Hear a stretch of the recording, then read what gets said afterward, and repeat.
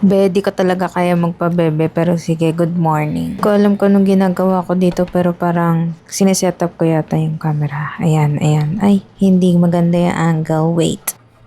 Yan. Nguso-nguso muna. Yan. Perfect. So, tatayo, titignan ang size ng katawan. Char! Hindi nadaot yung sarili. Wala talaga akong maisip. Hindi ko alam kung paano mag-voice over kasi ito ang aking first ever official vlog. So, welcome to Axel TV. So, ayan. Nag-empake na si ate girl. Tapos, maglalagay na siya ng mga gamit niya dahil mag-gym siya today. May sinasabi siya pero nasapawan ko na. So, hayaan na natin siya at busy siyang magtanggal ng mga gamit. So, ayan, sabi niya, tatanggalin niya daw muna ang mga gamit at babalik siya. Pagbalik, wala nang laman. Ano ba? Ba't natatawa ako dito? Pero sige, ituloy natin. Sabi ko gusto ko ng aesthetic vlog, pero talagang parang hindi siya para sa akin. So, ayan, pinas forward, nagmamadali na dahil aabutin na ng 20 minutes ang video. So, kinat, binilisan, magtope, nilagay lahat sa bag. Ayan, sige, kaya mo yan, girl. Okay, okay, okay. Ayan. Ang galing naman magtupi niyan. Ang galing mag-arrange. Okay. Last but not the least, hindi magpapaiwan ang kanyang headset. Gagi, tawa ako habang wino-voice over ko to. Daot yarn. Okay, game. Balik tayo sa agenda. So, ayan. Kompleto na ang kanyang gamit at ang kanyang agenda for today's video ay mag-gym. So, ayan. Nakapagpalit ng damit pero hindi na videoan. Mag-vlog yan na pero hindi na videoan yung mga gagawin sa buhay niya. So, ngayon, papakita niya na lang daw kung paano daw maglagay ng moisturizer. So, ayan. Ang gamit niyang moisturizer is yung sa COSRX. So, binilisan ulit dahil mapapahaba na naman ang kanyang video. So, ayan. Fast forward. Ayan. Perfect. Fresh na fresh. So, ayan. Papakita na niya kung ano ang kanyang outfit papunta sa gym. So, pagkagising, hilamos lang, palit ng damit, at ayan.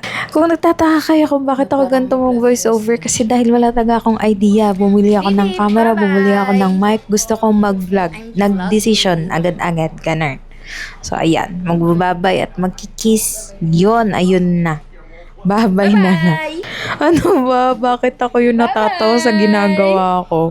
So, anyway, going back.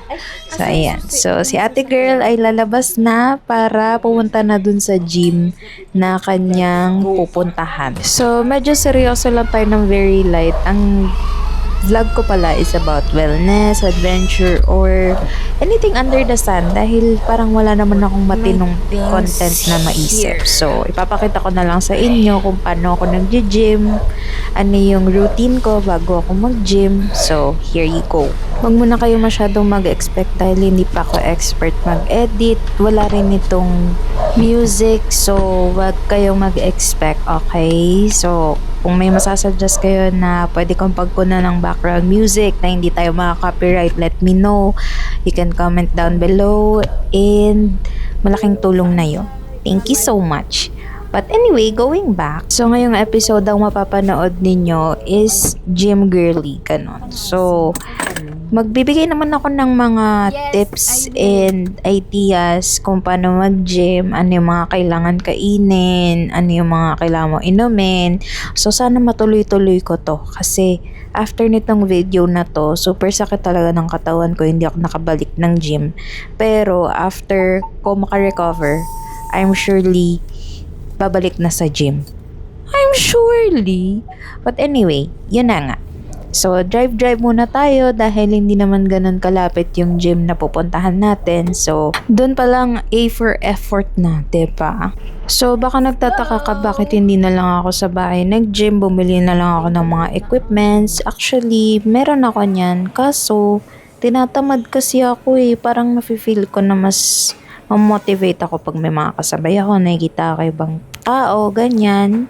Hindi ka naman makikipag-socialize, pero makikita mo lang na yung iba ang daming, fitness program, mga ganyan. Or makikita mo ang ganda na ng katawan nila kasi parang dun ako na-challenge eh. So ayun, kaya pinili ko na lang na mag-gym talaga, mag-effort na pumunta and magbayad ng membership. Kasi pag naisip ko na nagbayad ako ng membership, manghihinayang ako. So mas maganda rin na maobliga rin ako na magpunta ng gym para magamit yung membership ko kasi sayang, 'di ba?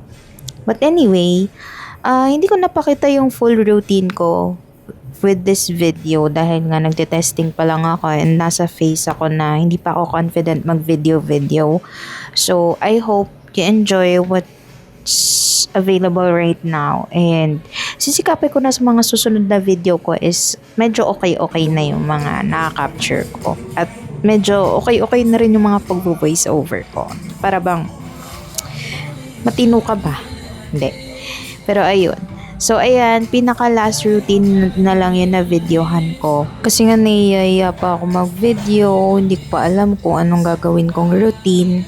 So, hopefully next video may improvement na tayo. Sabi ko nga hindi ako nakabalik sa gym ngayon, 'di ba? Kasi ang sakit ng katawan ko. So, one good tip pala na nakuha kong advice sa mga napapanood kong mga nagwo-workout, mga gym rat, is kapag sumakit yung katawan mo, it doesn't mean na kailangan mo sundutan pa ulit ng another workout.